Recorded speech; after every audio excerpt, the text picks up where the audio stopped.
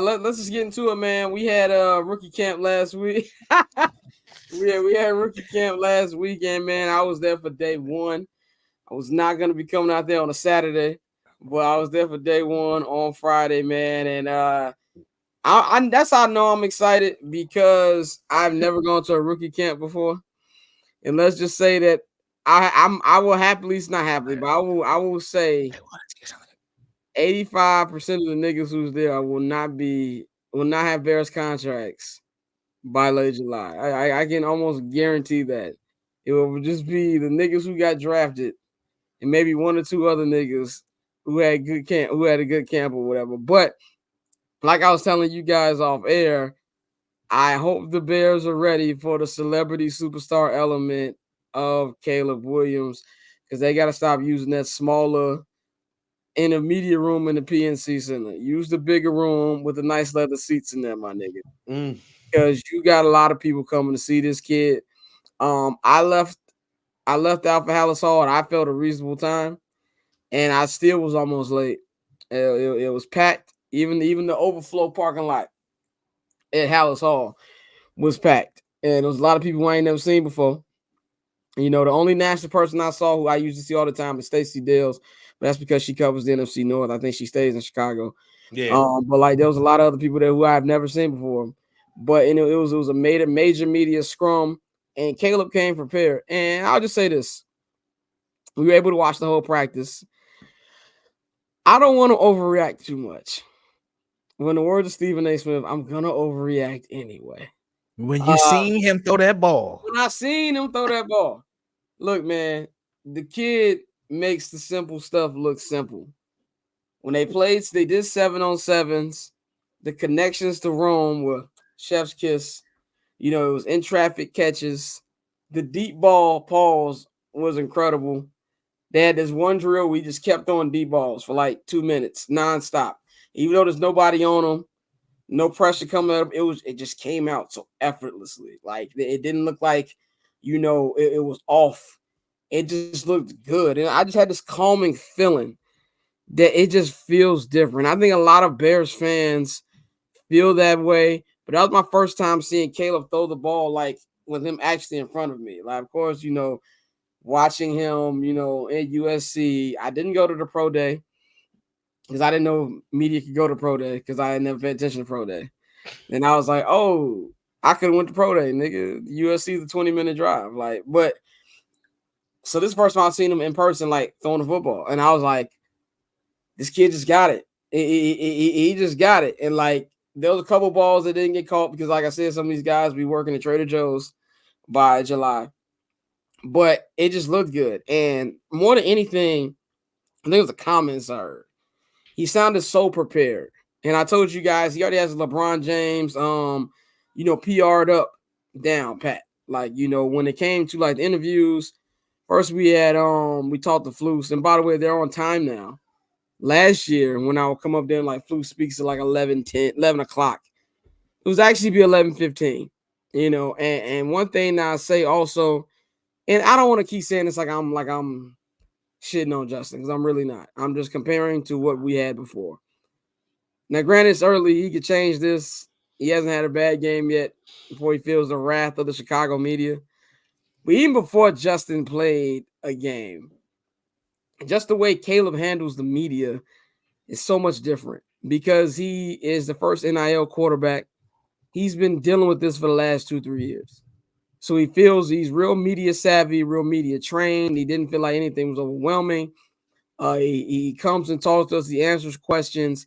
And he just seems real prepared. And what we learned is he's had the playbook since March. He's been in contact with Flus once a week since March because of league rules. Yeah, league rules, you can talk once a week. Now, they might have been talking more. 100%. Legally, they've been talking once a month since March. And we heard the quarterback coach, Kerry Joseph, said he's beyond schedule. He knows more about it. And Caleb said his number one thing leading up to camp is he wants to know the playbook so well that he can teach it to other people. And one thing that also stood out to me was he said, with the vets around, he said, I'm not just going to be walking around here like I'm the leader.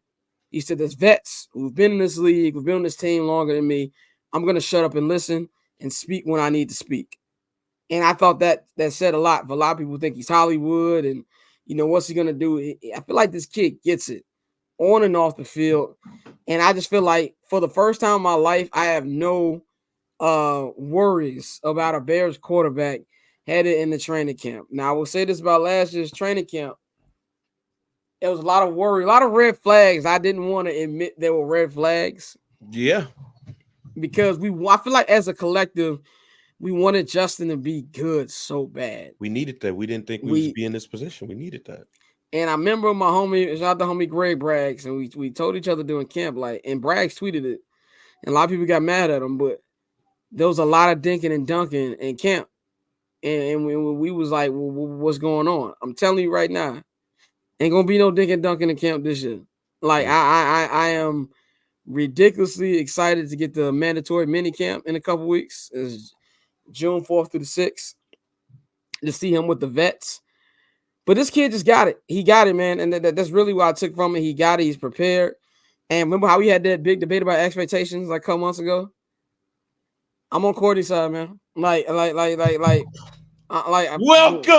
I'm on Courtney's side. Like, honestly, I'm gonna be real, dog.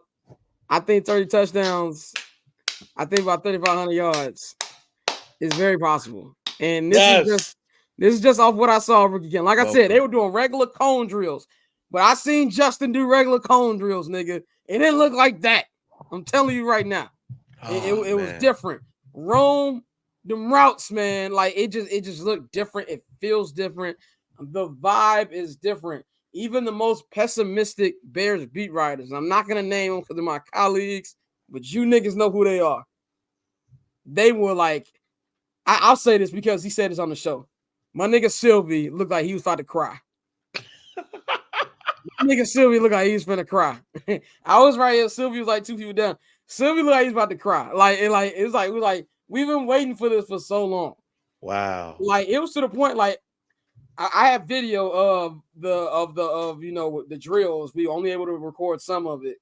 Like they had to tell us to stop recording multiple times. People we couldn't fathom what we was watching. It just looked so smooth. It came out quick.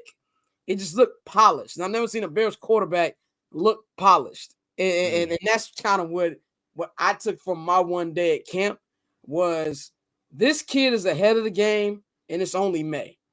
I think by the time the season rolls around, by the time training camp rolls around, he's going to be living in that playbook. He already moved to Chicago. So he's already moved out of LA. He's in Chicago. He's going to be here.